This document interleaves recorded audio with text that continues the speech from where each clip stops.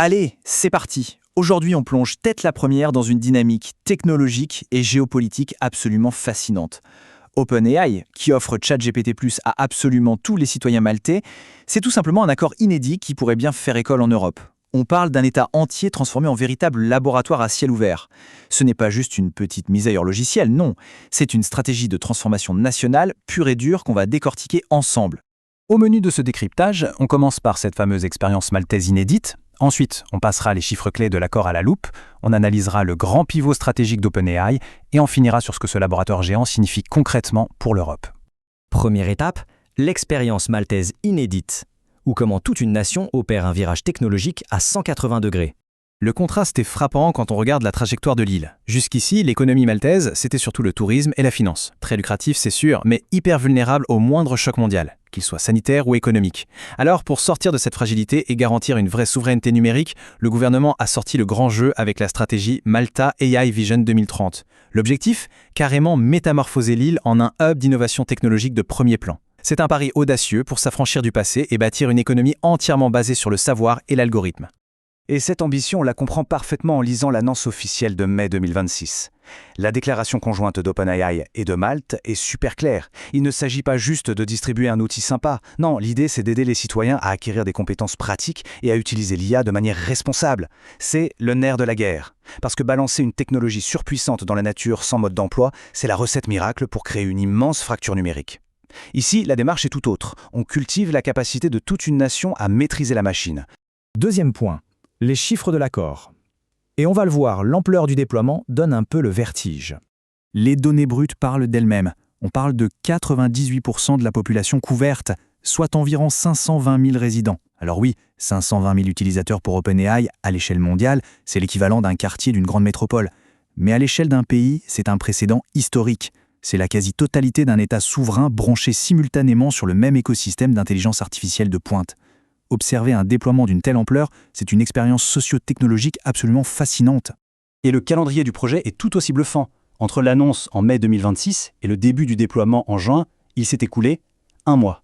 Un seul petit mois. Avec un objectif de couverture totale d'ici décembre 2026. Implémenter une infrastructure pareille à cette vitesse, c'est littéralement imposer un rythme de start-up à toute une administration publique. Ça prouve bien que c'est une priorité absolue. Une vraie course contre la montre pour tenir le cap de 2030. Mais comment on finance un projet pareil en fait ? En fait, l'accord est une véritable symbiose. D'un côté, OpenAI régale sur les licences logicielles, l'accès au modèle GPT 4.5, les plugins avancés et le support. De l'autre, l'État maltais met la main à la poche avec un financement initial de 15 millions d'euros, 200 heures de formation et l'infrastructure réseau. C'est du gagnant-gagnant parfait.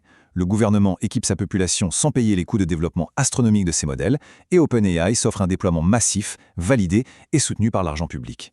Et attention, l'engagement financier va bien plus loin sur le long terme. L'enveloppe totale des investissements publics pour la stratégie Malta AI Vision d'ici 2030 grimpe à 500 millions d'euros. Pour remettre les choses en perspective, pour un pays d'à peine un demi-million d'habitants, c'est un investissement technologique par tête absolument colossal. Ça montre bien qu'on n'est pas du tout sur un simple effet d'annonce. C'est une réorientation budgétaire majeure pour transformer l'ADN même du pays. Le vrai coup de génie pour booster l'adoption citoyenne, c'est le prix. D'habitude, ChatGPT+, c'est presque 20 € par mois, un tarif qui le réserve souvent aux professionnels ou aux passionnés. Mais là, après une première année totalement gratuite, l'abonnement tombe à seulement 4,99 € par mois pour les citoyens maltais. Cette chute de prix casse littéralement la barrière à l'entrée.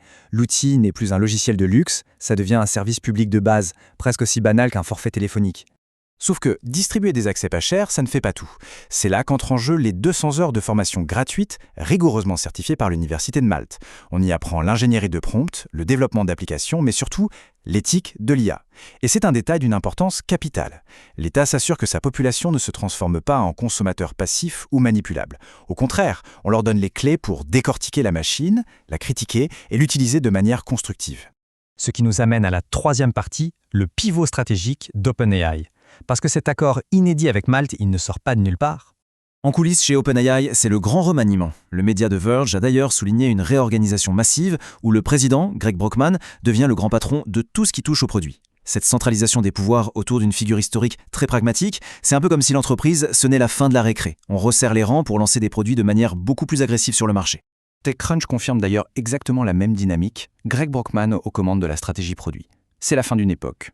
Celle où OpenAI était un labo de recherche purement académique, bien au chaud dans la Silicon Valley, est révolue. Place à une direction infiniment plus claire, orientée produit fini, avec un seul but en tête. Une distribution massive et omniprésente de leur technologie à tous les niveaux de la société. Et ce changement de cap, c'est l'illustration parfaite de ce qu'on appelle la monétisation institutionnelle. Au lieu de courir uniquement après des abonnements individuels, OpenAI passe à la vitesse supérieure.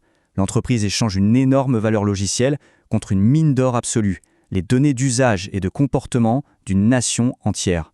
Comment l'IA est adoptée dans l'éducation nationale, la santé publique ou les mairies, c'est ça le vrai paiement.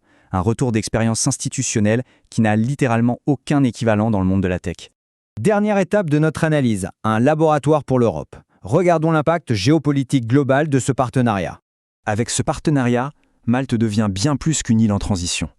C'est devenu ce qu'on appelle un bac à sable national sur l'IA, un vrai sandbox grandeur nature. Faire des tests dans des bureaux à San Francisco, ça donne certaines métriques, c'est sûr. Mais voir comment la tech bouscule de vraies PME européennes, des programmes de formation continue ou le quotidien d'une vraie population souveraine, ça apporte une richesse d'informations totalement différente et cruciale. Et on se doute bien que Bruxelles suit l'affaire avec une attention particulière. L'Union européenne cherche avec urgence le bon équilibre pour réguler l'IA via l'AI Act, sans pour autant étouffer l'innovation. Du coup, la Commission européenne scrute les moindres détails. Quels sont les taux d'adoption selon l'âge? Est-ce que ça crée ou détruit des emplois? Est-ce que les services publics sont vraiment plus efficaces? Dans ce casse-tête, les données extraites du laboratoire maltais vont carrément servir de boussole pour façonner les futures lois du continent.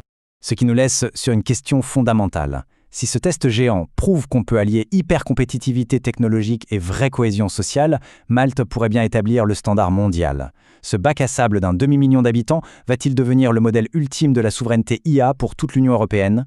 Une chose est sûre, les ondes de choc de cette expérience vont résonner bien au-delà de la Méditerranée dans les années à venir.